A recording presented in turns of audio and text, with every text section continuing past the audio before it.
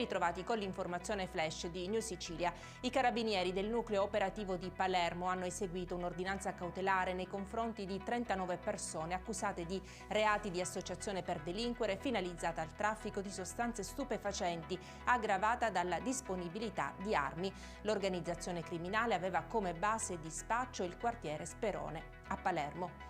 3 anni di reclusione, revoca della patente di guida per 10 anni nel Regno Unito per guida imprudente per Alfredo Ciocciola. Il cinquantenne era accusato di aver causato nel 2008 in Scozia un incidente in cui morirono 5 persone, tra cui il piccolo Lorenzo di 4 anni, figlio di Ciacciola, tenente di vascello in servizio presso la Capitaneria di Porto di Augusta.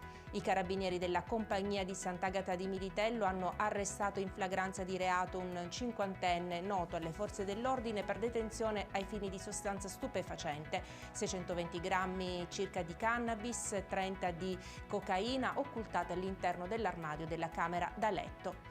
Il 2 settembre scorso aveva aggredito a colpi di ascia un uomo vicino a un tabacchi nella centralissima via Roma a Vittoria per poi darsi alla fuga.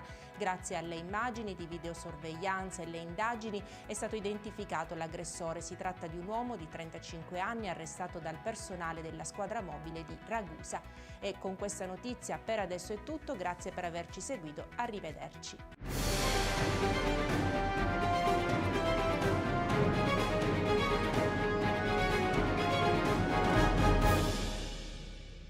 Procar, centro assistenza autorizzato BMW e Mini, adesso anche BMW Motorrad, via George Marshall 7, Mister Bianco, Catania.